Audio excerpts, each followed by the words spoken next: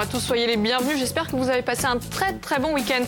Pour démarrer la semaine, on a décidé de consacrer une émission spéciale au crowdfunding. Alors vous avez probablement entendu ce mot barbare qui peut se traduire tout simplement par financement participatif. Alors pour comprendre de quoi il s'agit, on vous propose au sommaire un retour d'expérience avec le témoignage de 2 porteurs de projets, Maxime Paul et Waterroom et Frédéric Velloutine pour Innovel.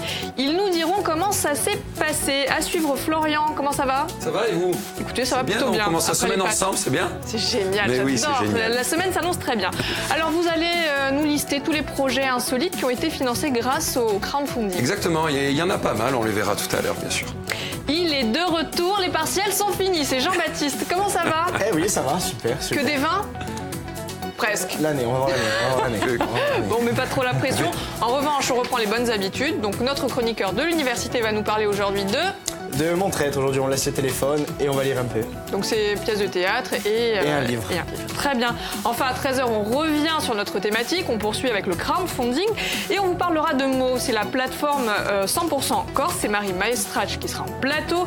Elle va nous parler bien des différents projets qu'il a été possible d'accompagner. Alors, si vous avez un projet à lui proposer, si vous avez simplement des questions à nous poser, vous nous appelez au numéro de téléphone qui s'affiche ou alors on écrit sur Facebook. Et nous, on veille. Alors, vous voyez, c'est parti. On démarre notre première partie d'INSEP.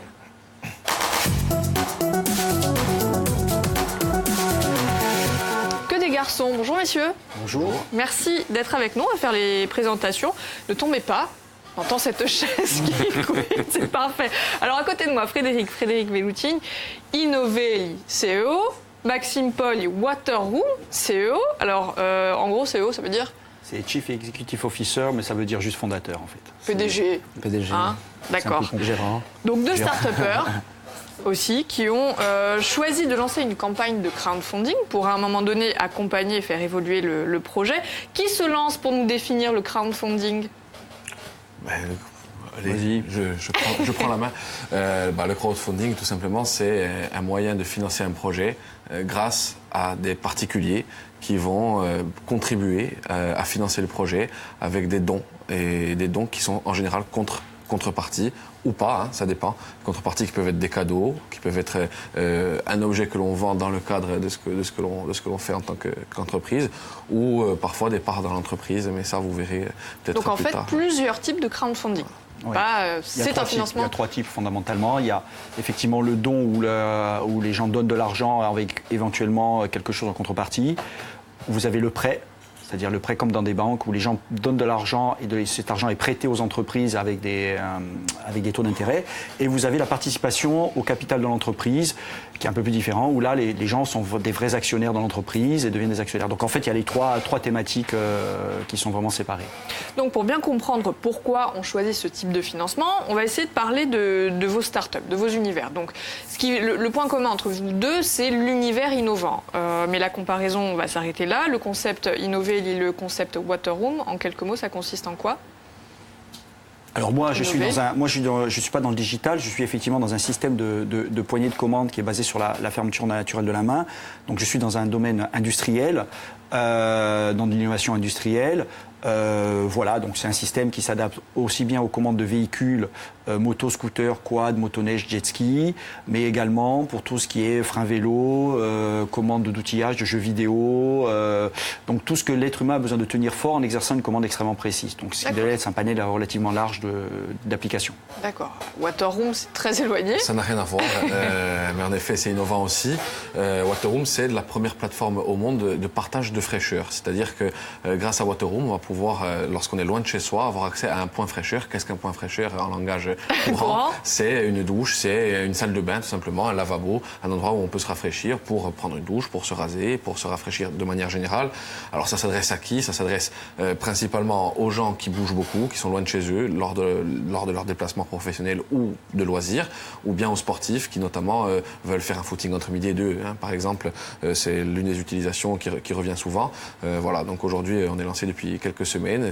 On peut l'appeler l'Airbnb de la salle de bain. Voilà, c'est comme ça. D'accord, donc de l'ubérisation de salle de bain. C'est une ubérisation totale. Oui. Et de la performance technologique avec Frédéric. Alors entre le moment où vous avez l'idée de vous lancer dans cette aventure, dans ce projet, et le moment où ça se concrétise, comment ça se passe? La question du financement.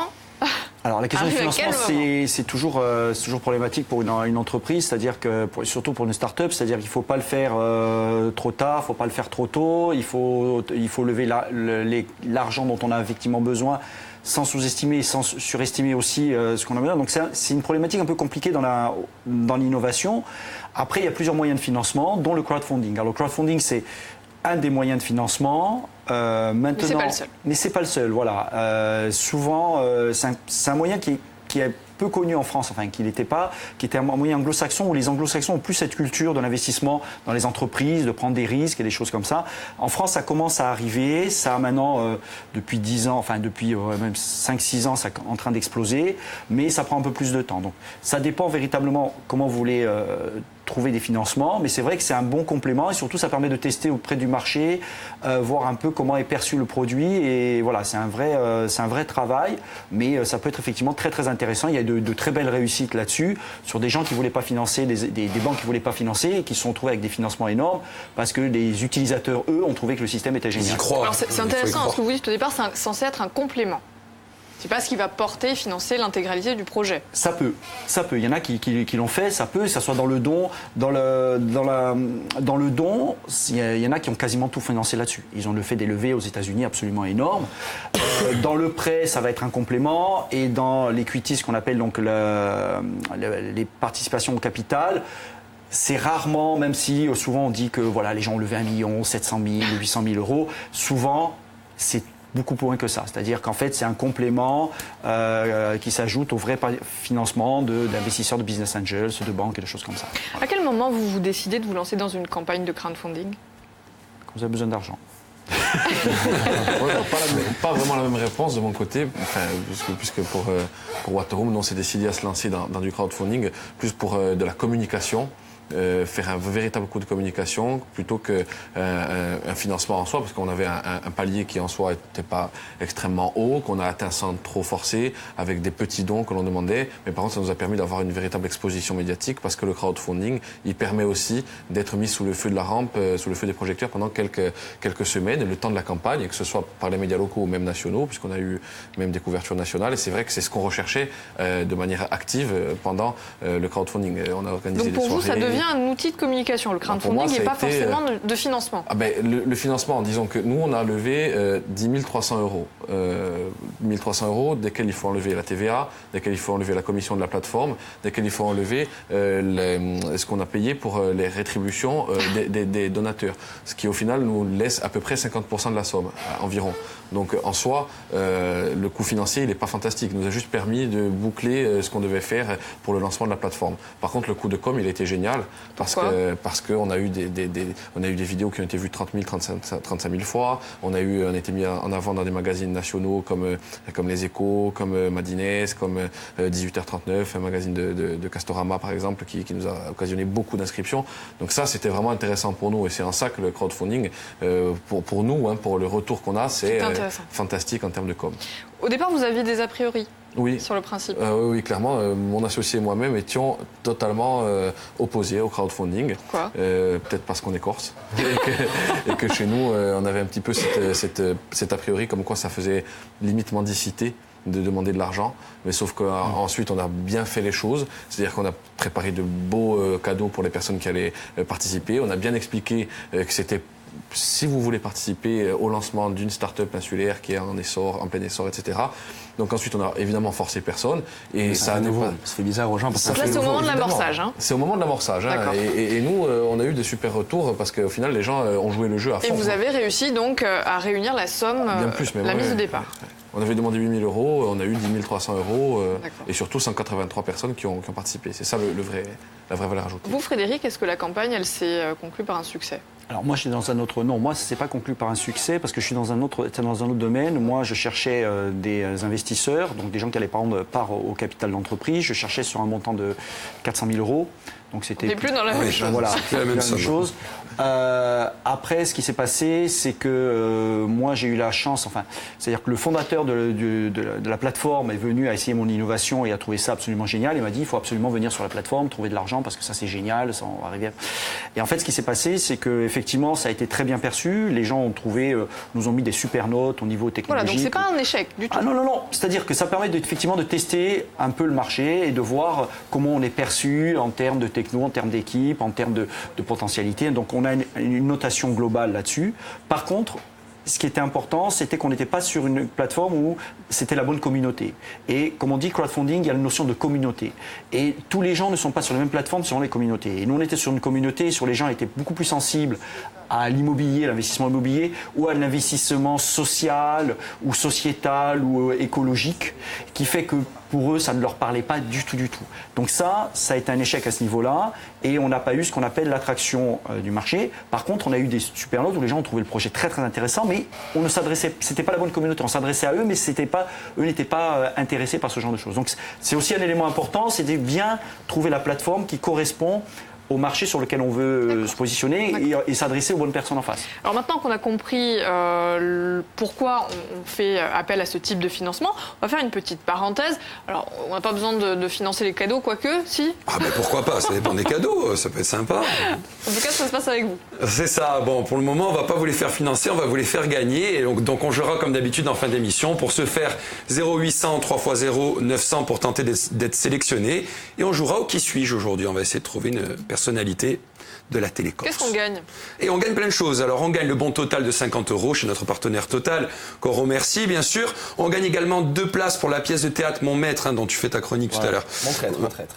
Toi c'est Mon Traître? Mon traître. Moi c'est Mon Maître, donc ça n'a rien à voir, c'est peut-être Mon Traître. En tout cas c'est une pièce de théâtre, je vous jure c'est plutôt sympa. Ça va être bien, on va en parler Vous après. l'avez pas lu, hein. Et ça se passe au centre culturel Albourg. Donc on remercie bien sûr la ville de Bastia. Il y a également une clé USB Game of Thrones à gagner. Avec la petite Aria. King of the North. oui. Ah non, c'est oui. bien. Eh oui, c'est Aria. Et bien sûr, un petit porte-clés France 3 Corse VST. Voilà, tout Toi, ça, tu vas tout lancer ça, une tout ça. campagne pour acheter des lunettes. Hein. Oui.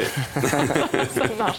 Merci. Allez, on poursuit avec vous, Florian. Oui. Les projets insolites qui ont été financés grâce au crowdfunding, qui, s'ils avaient choisi un financement plus classique, n'auraient peut-être jamais existé. Peut-être pas, et on peut commencer. Alors, il y a un peu de tout. On peut commencer par exemple par la poubelle connectée qui s'appelle Eugène. Ah, Eh oui, c'est ça. Alors, qui va nous aider plutôt à trier nos déchets. Alors, le système, en fait, c'est un boîtier qui va permettre de scanner le code barre de l'emballage, donc jeté, et donc qui va nous informer également des produits manquants. Et au moment de faire les courses, c'est plutôt sympa parce que c'est une bonne idée. Ouais, voilà. Mais en fait, toutes les informations du produit jeté vont être connectées ensuite est répertorié sur le téléphone et vous avez votre liste de courses ensuite. Et vous pouvez même envoyer votre liste de courses. donc la communauté était réceptive et ça a été financé. Ça a été financé. Alors c'était sur KissKissBankBank. C'est ça, KissKissBankBank. Vous l'avez bien dit. Et voilà, c'est actuellement d'ailleurs disponible à la vente. Une petite folie. Bref, on continue ensuite. On a trouvé le moyen de laver son linge tout en faisant du vélo. C'est plutôt pas mal, hein, mesdames, pour vous, non? Oh, Ça va, je rigole. Je savais que j'allais passer en 2018, ça pour va. le macho de base, j'en étais sûr. Alors, c'est un vélo d'appartement au tambour de machine à laver intégré qui va vous faire transpirer tout en lavant votre linge sale. Et en plus, vous n'utilisez pas bien sûr d'électricité. C'est économique, c'est écologique. On aime, hein. Et en gros, vous pédalez pour que le linge soit propre. Donc, plus vous pédalez vite, plus votre linge ressort vous qui pédalez. éclatant. Voilà. C'est vous qui pédalez. Alors, ça, ce sont des étudiants chinois qui ont mis ça un peu en J'aime route moins. sur une plateforme. Vous aimez pas? non, j'aurais pas participé. Mais pourtant, c'est dommage, parce que ça permet de faire du sport tout en faisant une activité. C'est bien de laver son linge aussi, non? C'est sûr, c'est Bon, Tant pis, poursuivez. si vous n'aimez pas, vous pouvez également laver votre linge autrement. Alors avec un petit boîtier qui s'appelle Dolphy. Alors c'est un petit boîtier qui projette des ultrasons. C'est tout petit. Vous le balancez donc dans une bassine ou dans, l'endroit où vous lavez votre linge. La machine à laver, par exemple? Non, la machine à laver, vous la balancez, c'est terminé. Ah, c'est fini. En fait, ce petit boîtier va projeter des ultrasons, oui, qui vont faire des petites bulles qui vont rentrer dans le textile et qui vont enlever la tache. Le seul problème, c'est que ça ne sort pas. Donc, ce système a été mis en place au départ pour avoir un lavage, je dirais, un peu plus sympathique pour notre linge, histoire de moins le traiter avec violence, hein, je dirais. Mais comme il va falloir les saurer, ben, vous allez tourner votre linge dans tous les sens et au final, malmené, bon, en gros, ça sert à rien. Hein. D'accord. Allez, on en fait un petit dernier, c'est mon préféré, c'est le casque de musique intelligent. Donc ça, il s'appelle Cocoon. Il a été imaginé par un jeune londonien et contrairement au casque traditionnel, celui-ci est un casque de repos. Alors, il traque, surveille notre sommeil et ajuste donc l'ambiance en fonction de notre état. Il est relié à votre smartphone et vous aidera donc à passer les meilleures nuits en analysant votre sommeil. En gros, vous écoutez par exemple Highway to Hell d'ACDC et vous êtes dans l'avion par exemple, vous écoutez Highway to Hell, vous commencez un peu à somnoler, on va mettre du Bob Marley, donc le casque va comprendre que vous êtes en train de somnoler et vous allez vous endormir par exemple. J'avais mis quoi? Non, sur le Paradis Blanc de Michel Berger, voilà, comme ça au moins vous êtes sûr de dormir. Voilà, avec le chant des baleines et tout au début, c'est super. Voilà, c'est terminé. Donc ça aussi, ça existe grâce au crowdfunding. Exactement, tout ça existe grâce au crowdfunding. Alors il y avait d'autres choses, hein. Par exemple, ils ont imaginé aussi une tondeuse à gazon, je dirais humaine. Hein. Donc l'idée, c'est, oui, l'idée c'est en fait une société qui vous livre 2 moutons. Pour votre jardin et du coup vous avez les 2 moutons qui sont là et puis qui broutent l'herbe. D'accord, il n'y a pas que des bonnes idées donc hein, sur les plateformes de il y a de tout, il y a vraiment de tout. D'accord, on pourra en parler encore des heures. J'allais dire aux financeurs, enfin aux contributeurs de financer ou pas les projets. Allez, revenons-en avec vous, Frédéric et Maxime. Comment vous avez choisi vous votre plateforme de financement ? Alors moi, comme je vous l'ai dit, c'est le fondateur de la plateforme qui est venu et qui a essayé ma solution sur un scooter, qui m'a dit il faut absolument venir chez moi. Donc j'étais chez lui, mais c'était pas la bonne façon. C'est quand même la plus grosse française, c'est WeSeed. Donc c'est une très grosse plateforme, mais voilà, c'est un domaine un peu particulier parce que nous on est déjà dans des startups, donc déjà il faut que les gens comprennent le concept, décident d'investir et de rentrer dans le capital, donc ce qui est quand même déjà assez compliqué. Par contre, pour des entreprises plus classiques qui voudraient expliquer qu'ils ont un super projet, qu'ils ne sont pas suivis pas assez par les banques, eh ben, ils vont pouvoir s'adresser directement aux gens et elles vont pouvoir tester leur idée et les gens vont dire mais c'est une super idée, moi ça me plaît, ça va dans le sens de ce que moi je cherche à faire et là ils vont pouvoir avoir énormément, ils vont pouvoir trouver beaucoup d'argent et en même temps cet argent-là leur permettra aussi au niveau de la banque de rassurer en disant regardez les gens. Oui. Donc c'est un cercle virtueux dans lequel il faut essayer de rentrer. Par contre ça demande du travail. Voilà. Ce qui est important à savoir c'est que je pense c'est que le crowdfunding c'est pas juste je remplis une fiche. Je remplis quelque chose.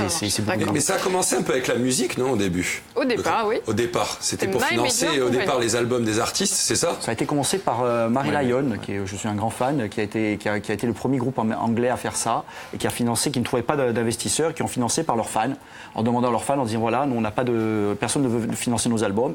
Et ils ont été submergés parce que tout le monde a donné énormément d'argent, sachant que ça sort 3 ou 4 ans après, mais tout le monde a donné de l'argent. Donc c'est parti de là-dessus. C'est parti de la musique. Mais on aura le temps d'en parler, ça en deuxième partie d'émission. Moi, j'aimerais savoir, Maxime, vous avez choisi votre plateforme de quelle façon?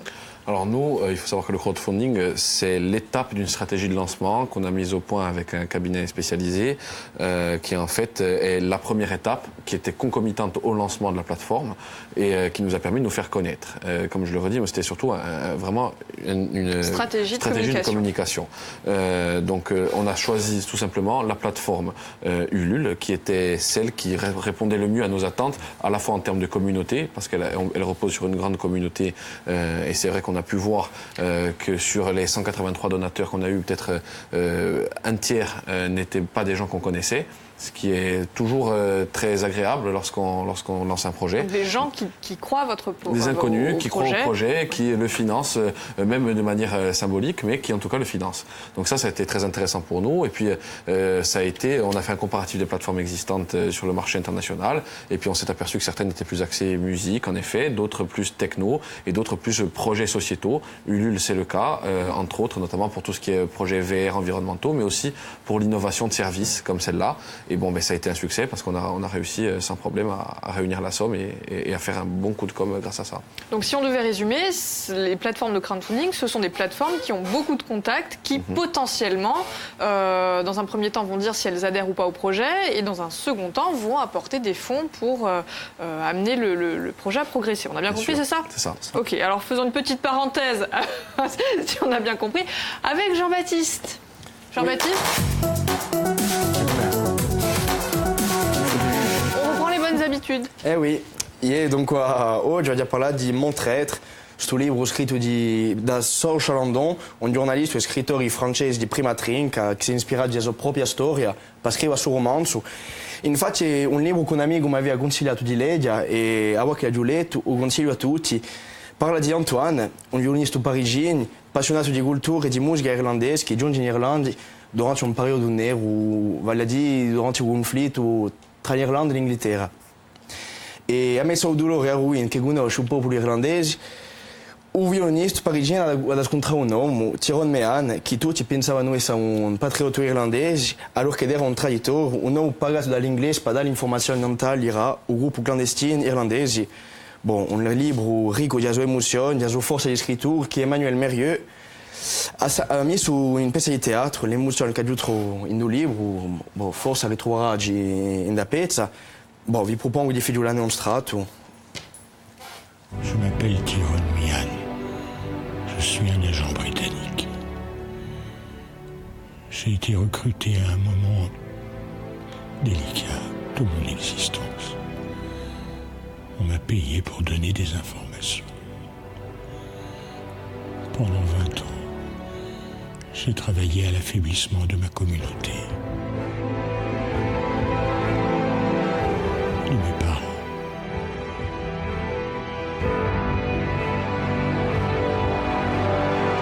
De mes amis. E con emozioni, storia, amicizia tradita, solite cose che hanno fatto con i critici di giornali nazionali, sono moriboni.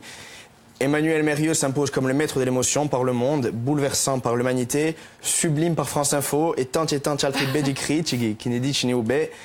Bon, spero che vi aiutato là ad andare a questa pezza di teatro. Sarà presentata a Venari all'Alboro, in Bastiglia, e sabato in Aiaccio all'Espace Diamant, e potete vincere i piazzi, giocando il gioco d'oggi. Merci beaucoup Jean-Baptiste de nous avoir donné envie. Quelqu'un qui a envie de gagner des places et de voir la pièce, c'est André. Bonjour André. Bonjour, Comment ça va André? ça va? Vous êtes en forme? Vous appelez d'où? De Paris. De Paris. Ah, c'est marrant. Alors vous regardez bien Viacel souvent?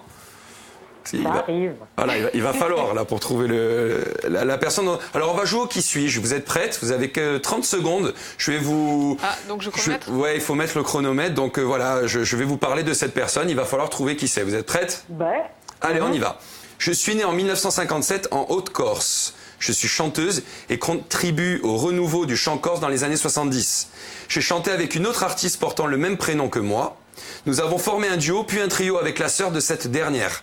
Actuellement, vous pouvez me voir sur Viastel tous les jours à 18h30 en compagnie de Laurent Vital dans un jeu télévisé. Patricia Gatacek. Bravo, on vous applaudit. Alors, je vais laisser les garçons applaudir parce que moi j'ai un petit problème de main. Comment c'était Patricia 20 Paoli? secondes. C'est ça, exactement. C'est exactement. Non, mais là c'est Patrizia Gadacek, c'est Oui, ça. je sais, mais ça correspond à mon époque. C'est pour Ah ça bon, que je ben, sais. alors on était raccord, on était bien. Alors vous gagnez le bon total de 50 € valable dans toutes les stations Total, bien sûr. Vous gagnez les 2 places donc pour Montretre au centre culturel Albour, donc Jean-Baptiste vient de vous en parler, et une clé USB Game of Thrones avec la petite Arya Stark. Et vous gagnez, Tous les allez, goodies, France. allez un petit porte-clés avec plein de couleurs et toutes les émissions qui sont marquées dessus. Et votre sourire. Ah, vous êtes adorable. C'est le plus beau des cadeaux. On vous embrasse très très fort, André. Allez, moi aussi. À Ciao. bientôt. L'émission ciao. continue, Au revoir. évidemment, André, à partir de 13h. On poursuivra notre émission spéciale sur le crowdfunding. Allez, on revient avec vous. Quels seraient les conseils à donner à ceux qui voudraient éventuellement se lancer sur le principe du financement participatif? de bien travailler la com, c'est-à-dire de bien... il y a beaucoup de travail sur faire une petite vidéo, bien l'expliquer, faire des documentations simples de qu'est-ce qu'on fait, qu'est-ce qu'on veut faire, combien ça coûte. Donc il faut vraiment synthétiser parce que les gens n'auront pas beaucoup de temps à passer, ils vont vite passer d'un projet à l'autre, donc il faut que ça soit très clair. Voilà, donc c'est beaucoup de travail. Ça c'est beaucoup de travail. Après vous avez aussi le travail où les gens vont vous poser des questions, vont vous demander ce que vous faites. Donc c'est du temps. Voilà, c'est du temps, mais c'est un vrai projet. C'est très enrichissant parce que ça permet d'être en contact, comme je le disais, avec les vrais utilisateurs qui voient le potentiel, qui vont vous motiver, qui vont vous poser peut-être des fois des questions auxquelles vous n'avez pas pensé. Vous dites effectivement, il faudrait que je pense à ça ou je réajuste mon business. Donc c'est un vrai, mais c'est beaucoup de travail. Voilà, il ne faut pas croire que c'est juste y aller, mettre le truc et dire voilà, j'attends de l'argent. Il faut passer du temps. Question d'argent. Comment on fixe le montant qu'on va demander aux gens ? Après, ça dépend de plusieurs choses. Moi, je pense qu'entre le montant de Frédéric et le mien, il y a tellement de différences qu'on sait très bien que c'est pas les mêmes objectifs qu'il y a derrière. Comme je le disais, nous, par exemple, c'était quelque chose de symbolique où ça allait juste nous permettre de finir des développements et de finir une campagne de com. Voilà, c'était un montant. On a mis 8 000, on aurait pu mettre 6, on aurait pu mettre 10. C'était pas un montant. Vous avez financé votre projet de quelle façon alors ? On a financé notre projet avec des fonds propres. Voilà, on a mis plus de 3 fois ce qu'on a récolté en fonds propres. Voilà, et ensuite, on est accompagné par l'incubateur Enidia aussi qui nous aide beaucoup. Voilà, ça c'est. Vous connaissez bien aussi. C'est bien sûr. C'est vraiment primordial de le dire que c'est pas le crowdfunding qui a développé, pour moi en tout cas, pour Waterroom, qui a développé notre projet. Si c'était à refaire, vous le referiez ? Moi, personnellement, 1000 fois. Parce que, bon, déjà, on a été super bien accompagnés parce qu'il y a eu une boîte qui nous a accompagnés pour la com et qui nous a fait un super travail et qui nous a permis aussi d'avoir des données qu'on garde pour plus tard aussi, hein, que ce soit des vidéos, des images, tout un tas de choses. Et puis, évidemment, pour la notoriété que l'on acquiert pendant une telle campagne, c'est parfait. Frédéric ? Moi, est-ce que je le referais c'est-à-dire avec la bonne communauté, oui. Sinon, là, en fait, c'est toujours un exercice intéressant, juste que ça prend beaucoup de temps. Pour revenir à ce que vous dites sur le montant, ça dépend vraiment du business plan, c'est-à-dire dans quelle phase on est et c'est combien on a besoin d'argent pour passer à une phase clairement identifiée. Donc, selon où est la phase, ça peut demander plus ou moins d'argent, mais il faut bien l'expliquer aux gens pour que dire on ne cherche pas entre 10 et 20 millions d'euros. Voilà. On va poursuivre notre émission spéciale crowdfunding après vos témoignages et vos retours d'expérience. Sachez qu'il existe une plateforme de crowdfunding 100% Corse, ça s'appelle Mo. Comment ça fonctionne et quels types de projets peuvent être financés? Réponse avec Marie Maestrage, juste après le flash de 13h. On va y arriver. À tout de suite.